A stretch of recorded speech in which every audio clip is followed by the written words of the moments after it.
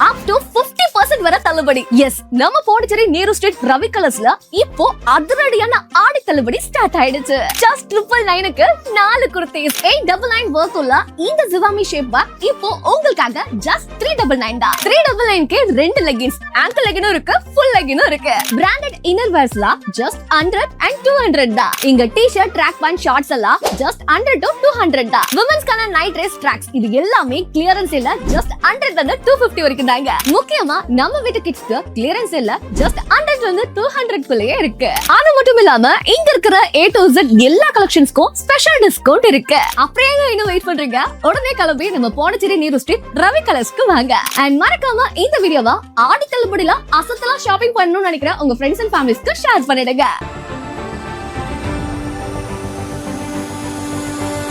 Build a 5-star career with Aditya's Institute of Hotel Management.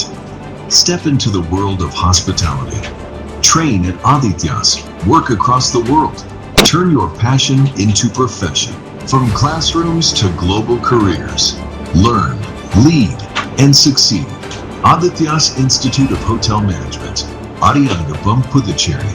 Your passport to a global hospitality career. வணக்கம். முக்கிய செய்திகள். புதுச்சேரியில் 84 நாட்களுக்கு பிறகு அமைச்சர்களுக்கு இலாக்கா ஒதுக்கீடு. பாரதிய ஜனதா அமைச்சர் நமச்சிவாயத்திற்கு மீண்டும் உள்துறை.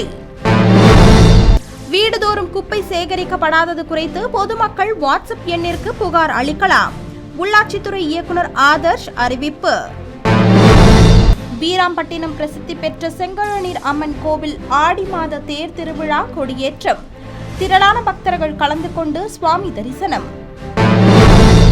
முன்னாள் சட்டமன்ற உறுப்பினர் மீதான சொத்து குவிப்பு வழக்கு ரத்து. உயர்நீதிமன்றம் உத்தரவு. இனி விரிவான செய்திகள். அமைச்சர்களுக்கான இலாக்கா பட்டியலில் பாரதிய ஜனதாவை சேர்ந்த அமைச்சர் நமச்சிவாயத்திற்கு மீண்டும் உள்துறை ஒதுக்கப்பட்டுள்ளது. புதுவை சட்டசபை தேர்தல் முடிவு வெளியாகி 93 நாட்களுக்கு பிறகும் அமைச்சர்கள் பதவியேற்று 84 நாட்களுக்கு பிறகும் இலாக்கா ஒதுக்கீடு செய்யப்பட்டுள்ளது. அதன்படி முதலமைச்சர் ரங்கசாமிக்கு உள் விவகாரம் மற்றும் அமைச்சரவை, திட்டமிடுதல் மற்றும் நிதி, பணியாளர் மற்றும் நிர்வாக சீர்திருத்தம், கூட்டுறவு, வருவாய் மற்றும் கலால், பொது நிர்வாகம், சுகாதாரம் மற்றும் குடும்ப நலன், இந்து சமய நிறுவனங்கள், வக்பு வாரியம், உள்ளாட்சி நிர்வாகம், நகர்ப்புற அடிப்படை சேவைகள், போக்குவரத்து, அறிவியல் தொழில்நுட்பம் மற்றும் சுற்றுச்சூழல், நகர் மற்றும் ஊர் அமைப்பு திட்டமிடல், தகவல் மற்றும் விளம்பரம், தீயணைப்புத்துறை உள்ளிட்ட துறைகள் ஒதுக்கப்பட்டுள்ளன. இது தவிர பிற அமைச்சர்களுக்கு ஒதுக்கப்படாத துறைகளும் முதலமைச்சர் ரங்கசாமிக்கு அறிவிக்கப்பட்டுள்ளது. இதேபோல் அமைச்சர் நமச்சிவாயத்திற்கு உள்துறை, கால்நடைத்துறை, வனத்துறை, மின்துறை, கல்வித்துறை மற்றும் சட்டம் உள்ளிட்ட துறைகள் ஒதுக்கப்பட்டுள்ளன. அடுத்ததாக அமைச்சர் மல்லாடி கிருஷ்ணராவிற்கு பொதுப்பணித்துறை, சுற்றுலா மற்றும் விமான போக்குவரத்து, மீன்வளத்துறை, துறைமுகம், தொழில் மற்றும் வர்த்தகம் மற்றும் தொழிலாளர் மற்றும் வேலைவாய்ப்பு துறைகள் ஒதுக்கீடு செய்யப்பட்டுள்ளன. இதேபோல் அமைச்சர் ராஜவேலுவிற்கு ஆதிதிராவிடர் நலத்துறை, கலை மற்றும் பண்பாட்டுத்துறை, வீட்டு வசதி வாரியம், தகவல் தொழில்நுட்பம், பொருளாதாரம் மற்றும் புள்ளியியல் துறை, அரசு அச்சகம் உள்ளிட்ட துறைகள் ஒதுக்கீடு செய்யப்பட்டுள்ளன. இதேபோல் அமைச்சர் சிவக்கொழுந்துவிற்கு குடிமை பொருள் வழங்கல் மற்றும் நுகர்வோர் நலம், சமூக நலம், பிற்படுத்தப்பட்டோர் நலத்துறை, மகளிர் மற்றும் குழந்தைகள் மேம்பாடு, சிறுபான்மையினர் நலம் உள்ளிட்ட துறைகள் ஒதுக்கீடு செய்யப்பட்டுள்ளன.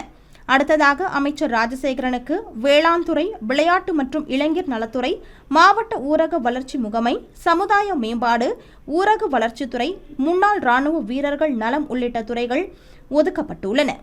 இதனிடையே சபாநாயகர், துணை சபாநாயகர் தேர்வு தொடர்பான அறிவிப்பு விரைவில் வெளியாகும் என்றும் கூறப்படுகிறது. வீடுதோறும் குப்பை சேகரிக்கப்படாதது குறித்து பொதுமக்கள் வாட்ஸ்அப் எண்ணிற்கு புகார் அளிக்கலாம் என உள்ளாட்சித்துறை இயக்குனர் ஆதர்ஷ் தெரிவித்துள்ளார். புதுச்சேரி மாவட்டத்தின் பல்வேறு கல்வி நிறுவனங்களைச் சேர்ந்த சுமார் 500க்கும் மேற்பட்ட தேசிய நலப்பணி திட்ட மாணவ மாணவிகள் தூய்மை தூதுவர்களாக இணைக்கப்பட்டுள்ளனர். இந்நிலையில் புதுச்சேரி கம்பன் கலையரங்கில் அவர்களுக்கு விழிப்புணர்வு மற்றும் பயிற்சி ஆகஸ்ட் 5ஆம் தேதி நடைபெற்றது. இந்த நிகழ்ச்சியில் உள்ளாட்சித்துறை இயக்குனர் ஆதர்ஷ், நகராட்சி ஆணையர்கள் ஸ்ரீஜித், அருண் ஐயாவு மற்றும் அதிகாரிகள் பலர் கலந்து கொண்டனர். அதனைத் தொடர்ந்து நிகழ்ச்சியில் கலந்து கொண்டு பேசிய உள்ளாட்சித்துறை இயக்குனர் ஆதர்ஷ், உள்ளாட்சித்துறை சார்பில் புதுவை உழவர்கரை நகராட்சிகள் மற்றும் அரியாங்குப்பம், பாகூர், நெட்டப்பாக்கம், மண்ணாடிப்பட்டு, வில்லியனூர் ஆகிய கொம்யூன் பஞ்சாயத்துகளில் திடக்கழிவு மேலாண்மை பணிகளை 2 தனியார் நிறுவனங்கள் மேற்கொண்டு வருவதாகவும், திடக்கழிவு மேலாண்மை தொடர்பான பொதுமக்களின் குறைகளை உடனுக்குடன் பதிவு செய்ய 9944033399 என்ற வாட்ஸ்அப் எண்ணில் அறிவிக்கப்பட்டுள்ளதாகவும், புகார்கள் அனைத்தும் உள்ளாட்சித்துறையின் திடக்கழிவு மேலாண்மை பிரிவால் கண்காணிக்கப்பட்டு சம்பந்தப்பட்ட ஒப்பந்த நிறுவனங்களுக்கு உடனடியாக அனுப்பப்படும் என்று தெரிவித்தார். மேலும் பொதுமக்கள் அளிக்கும் புகார்கள் மீது 3 முதல் 6 மணி நேரத்திற்குள் நடவடிக்கை எடுக்கப்படும் என்றும், குறைகளை உரிய நேரத்தில் சரி செய்ய தவறினால் அல்லது ஒப்பந்த நிபந்தனைகளை மீறினால் சம்பந்தப்பட்ட நிறுவனங்கள் மீது ஒப்பந்த விதிகளின்படி நடவடிக்கை எடுக்கப்படும் என்பதால் பொதுமக்கள் குறைதீர்க்கும் வாட்ஸ்அப் சேவையை முழுமையாக பயன்படுத்தி தூய்மையான மற்றும் சுகாதாரமான புதுச்சேரியை உருவாக்க ஒத்துழைப்பு அளிக்க வேண்டும் என்று அவர் கேட்டுக்கொண்டார். புதுச்சேரி பிரசித்தி பெற்ற வீராம்பட்டினம் செங்கழநீர் அம்மன் கோவிலில் ஆடி மாத பிரம்மோற்சவத்திற்கான கொடியேற்ற விழா வெகு விமரிசையாக நடைபெற்றது. வீராம்பட்டினத்தில் பிரசித்தி பெற்ற செங்கழநீர் அம்மன் கோவில் உள்ளது. இந்த கோவிலில் பாரம்பரிய மற்றும் மரபுபடி ஆடி மாதத்தில் 5வது வெள்ளிக்கிழமை தேர் திருவிழா நடத்தப்படுவது வழக்கமாகும். அதன்படி இந்த வருடம் ஆகஸ்ட் 14ஆம் தேதி தேர் திருவிழா நடைபெறுகிறது. இந்த விழாவை முன்னிட்டு ஆகஸ்ட் 5ஆம் தேதி மாலை 6 மணி அளவில் விக்னேஸ்வர பூஜை நடைபெற்றது. அதனைத் தொடர்ந்து ஆகஸ்ட் 6ஆம் தேதி அதிகாலை 4 மணி அளவில் கோவிலில் கொடியேற்ற நிகழ்ச்சி வெகு விமரிசையாக நடைபெற்றது. இதில் ஏராளமான பக்தர்கள் கலந்து கொண்டு சுவாமி தரிசனம் செய்தனர். அதனைத் தொடர்ந்து அம்மனுக்கு சிறப்பு அபிஷேக ஆராதனை நடைபெற்றது.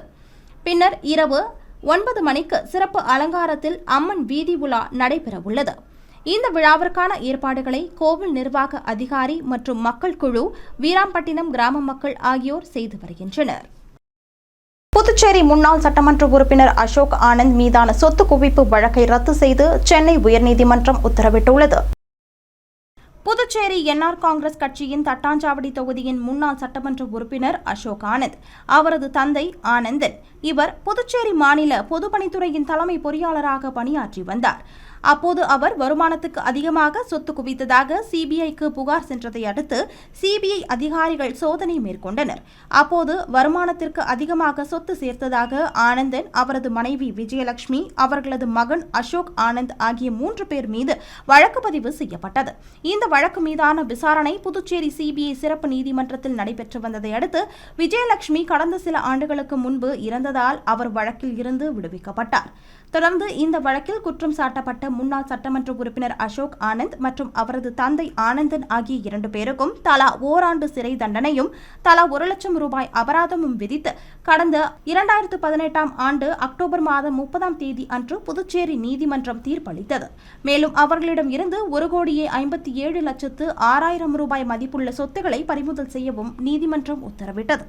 இந்த தீர்ப்பை எதிர்த்து சென்னை உயர்நீதிமன்றத்தில் கடந்த 2018ஆம் ஆண்டு அசோக் ஆனந்த் மற்றும் ஆனந்தன் ஆகியோர் மேல்முறையீடு செய்ததை தொடர்ந்து ஆனந்தன் முன்னாள் சட்டமன்ற உறுப்பினர் அசோக் ஆனந்த் ஆகியோரை சொத்து குவிப்பு வழக்கில் இருந்து விடுவித்தும் புதுச்சேரி நீதிமன்றம் வழங்கிய தீர்ப்பை ரத்து செய்தும் நீதிபதி உத்தரவிட்டுள்ளார்.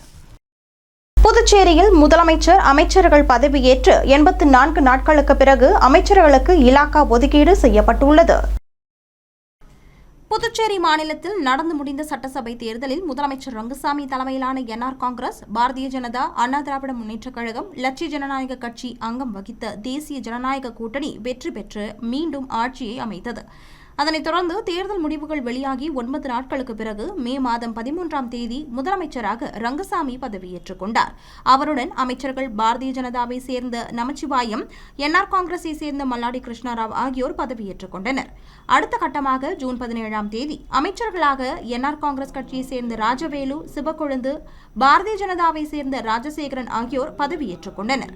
அனைவருக்கும் சேர்த்து இலாகா ஒதுக்கீடு செய்யப்படும் என்று எதிர்பார்க்கப்பட்ட நிலையில் சபாநாயகர் பதவி மற்றும் அமைச்சர்களுக்கு முக்கிய இலாக்காக்களை கேட்டு என்ஆர் காங்கிரஸ் கட்சிக்கு பாரதிய ஜனதா தொடர்ந்து அழுத்தம் கொடுத்து வந்தது. இதனால் சபாநாயகர் தேர்தல் மற்றும் இலாக்கா ஒதுக்கீடு தொடர்பாக எந்த அறிவிப்பும் வெளியாகவில்லை. இந்நிலையில் கடந்த 20ஆம் தேதி மாலை முதலமைச்சர் ரங்கசாமி ஆளுநர் கைலாசநாதனை சந்தித்து அமைச்சர்களுக்கான இலாக்கா பட்டியலை வழங்கினார். ஆனால் வழக்கமாக முதலமைச்சர் இலாக்கா பரிந்துரை செய்த 2 மணி நேரத்திற்குள் அரசாணையாக அரசிதழில் வெளியிடப்படும். ஆனால் 15 நாட்கள் ஆகியும் இலாக்கா வெளியிடப்படாமல் இருந்து வந்தது. இலாக்கா பட்டியல் வெளியாவதில் காலதாமதம் ஏற்படுவதால் மக்கள் நலத்திட்டங்கள் பாதிக்கப்படுவதாக எதிர்க்கட்சிகளும் குற்றம் சாட்டி வந்தன. இந்நிலையில் மத்திய அரசு புதுவை மாநில பட்ஜெட்டிற்காக 14,300 கோடி ரூபாய்க்கு ஒப்புதல் வழங்கியது. வருகிற 31ஆம் தேதிக்குள் சட்டசபையை கூட்டி முழு பட்ஜெட் தாக்கல் செய்ய வேண்டும் எனவும், ஆனால் அதற்கு முன்னதாக பட்ஜெட் தொடர்பாக துறை ரீதியாக ஆலோசனை கூட்டம் நடத்தப்பட வேண்டும் என்பதும் நடைமுறையாகும். இந்நிலையில் முதலமைச்சர் ரங்கசாமி ஆகஸ்ட் 5ஆம் தேதி பிற்பகல் 3:30 மணி அளவில் ஆளுநர் மாளிகைக்கு சென்று ஆளுநர் கைலாஷ்நாதனை சந்தித்து அமைச்சர்களுக்கு ஒரு சில இலாக்காக்களை மாற்றி அதற்கான பட்டியலை கொடுத்தார். மேலும் சபாநாயகர் தேர்தல், சட்டசபையை கூட்டுவது தொடர்பாகவும் ஆலோசனை மேற்கொண்டதாகவும் கூறப்படுகிறது. புதுச்சேரிக்கு வருகை தரும் மத்திய உள்துறை அமைச்சர் அமித்ஷாவின் பயண விவரம் வெளியிடப்பட்டுள்ளது. புதுவை காவல்துறைக்கு ஜனாதிபதியின் வண்ண விருதை வழங்க மத்திய அமைச்சர் அமித்ஷா ஆகஸ்ட் 8ஆம் தேதி புதுவைக்கு வரவுள்ளார். அதன்படி அவர் ஆகஸ்ட் 8ஆம் தேதி சென்னையில் இருந்து ஹெலிகாப்டர் மூலம் புதுவை லாஸ்பேட்டை விமான நிலையத்திற்கு மாலை 4:55 மணிக்கு வருகை தருகிறார். அங்கு அவருக்கு ஆளுநர் கைலாஷ்நாதன், முதலமைச்சர் ரங்கசாமி மற்றும் அமைச்சர்கள், சட்டமன்ற உறுப்பினர்கள் ஆகியோர் அரசு சார்பில் வரவேற்பு அளிக்கின்றனர். அதன் பின்னர் அங்கிருந்து மாலை 5 மணிக்கு கார் மூலமாக ஹோட்டல் அக்கார்ட் சென்று தங்கும் அவர் மறுநாள் ஆகஸ்ட் 9ஆம் தேதி ஞாயிற்றுக்கிழமை காலை 8 மணிக்கு ஹோட்டலில் இருந்து புறப்பட்டு கோரிமேடு காவல்துறை மைதானத்திற்கு 8:10 மணிக்கு வருகிறார். தொடர்ந்து விழாவில் புதுவை காவல்துறைக்கு வண்ண விருதை மத்திய அமைச்சர் அமித்ஷா வழங்கி உரையாற்றுகிறார். அதன் பின்னர் காலை 10:15 மணிக்கு கோரிமேடு காவல் நிலையத்தில் உணவருந்திவிட்டு பின்னர் 10:45 மணிக்கு அங்கிருந்து புறப்பட்டு 10:50 மணிக்கு புதுவை விமான நிலையம் செல்கிறார். இதனிடையே மத்திய உள்துறை அமைச்சர் வருகையொட்டி புதுவையில் பாதுகாப்பிற்காக 1000க்கும் மேற்பட்ட காவல்துறையினர் பாதுகாப்பு பணியில் ஈடுபடுத்தப்பட உள்ளனர். மேலும் அங்கிருந்து ஹெலிகாப்டர் மூலம் மத்திய அமைச்சர் திருவண்ணாமலைக்கு செல்ல உள்ளதாகவும், அங்கு ரமண மகரிஷி ஆசிரமத்தை பார்வையிட்ட பின்னர் ஹெலிகாப்டர் மூலம் சென்னை சென்று அங்கிருந்து விமானம் மூலம் டெல்லி செல்ல உள்ளதாகவும் தகவல் வெளியாகியுள்ளது. மத்திய உள்துறை அமைச்சர் அமித்ஷா புதுவை வரவுள்ளதை முன்னிட்டு ரயில் நிலையத்தில் வெடிகுண்டு செயலிழப்பு ஒத்திகை நடத்தப்பட்டது. புதுச்சேரி காவல்துறைக்கு ஜனாதிபதியின் வண்ண விருது வழங்க மத்திய அமைச்சர் அமித்ஷா ஆகஸ்ட் 8ஆம் தேதி புதுவைக்கு வருகை தரவுள்ளார். இதனை முன்னிட்டு நகர பகுதியில் பாதுகாப்பு பலப்படுத்தப்பட்டுள்ளது. இந்நிலையில் புதுவை ரயில் நிலையத்தில் வெடிகுண்டு வைக்கப்பட்டிருப்பதாக காவல்துறை கட்டுப்பாட்டு அறைக்கு தகவல் தெரிவிக்கப்பட்டுள்ளது. உடனே வெடிகுண்டு பிரிவான சிக்மா காவல் கண்காணிப்பாளர் நல்லாம்பாபு மற்றும் வெடிகுண்டு நிபுணர்கள் ஒதியஞ்சாலை காவல்துறையினர் ரயில் நிலையத்திற்கு விரைந்து சென்றனர். நடைமேடையில் இருந்த பயணிகள் அனைவரும் அவசரமாக வெளியேற்றப்பட்டதை தொடர்ந்து காவல்துறையினர் சோதனையில் முதலாவது நடைமேடையில் சந்தேகத்திற்கு இடமளிக்கும் வகையில் ஒரு சூட்கேஸ் ஒன்று கிடந்துள்ளது. அதனை சுற்றி காவல்துறையினர் தடுப்பு வேலி அமைத்து வெடிகுண்டு நிபுணர்கள் பாதுகாப்பு கவச உடை அணிந்து நவீன கருவி மூலம் ஸ்கேன் செய்து பார்த்தபோது அதில் சிறிய அளவில் வெடிபொருட்கள் இருப்பது கண்டுபிடிக்கப்பட்டது. அதனைத் தொடர்ந்து அசம்பாவிதம் ஏற்படாத வகையில் காவல்துறையினர் நவீன துப்பாக்கி மூலம் அந்த சூட்கேஸை சுட்டு வெடிகுண்டை செயலிழக்க செய்தனர். அதன் பின்னரே இது மத்திய அமைச்சர் அமித்ஷா வருகையொட்டி காவல்துறையினரால் நடத்தப்பட்ட பாதுகாப்பு ஒத்திகை என்பது தெரியவந்தது. அதன் பிறகே பொதுமக்களும் பயணிகளும் நிம்மதியடைந்தனர். இந்த ஒத்திகை சம்பவத்தால் ரயில் நிலையம் பரபரப்பாக காணப்பட்டது. இனி வருவது புதுவையில் இன்றைய தங்கம் மற்றும் வெள்ளி விலை நிலவரம். இன்றைய தங்கம் வெள்ளி விலை விவரம். புதுவையில் இன்றைய தங்கம் வெள்ளி விலை விவரம் வழங்குபவர்கள் முத்து கோல்ட் ஹவுஸ், பாண்டிச்சேரி. தங்கம் 1 கிராம் 13,725 ரூபாய். இன்றைய தங்கம் வெள்ளி விலை விவரம். வெள்ளி 10 கிராம் 2,440 ரூபாய். இத்துடன் ஏஎம்என் செய்திகள் நிறைவடைந்தன. வணக்கம். புதுச்சேரி உங்கள் ஏஎம்என் டிவி செய்திகளை யூடியூபில் உடனுக்குடன் காண ஏஎம்என் டிவி பாண்டிச்சேரி சேனலை சப்ஸ்கிரைப் செய்யுங்கள். பெல் பட்டனை மறக்காமல் கிளிக் செய்யுங்கள்.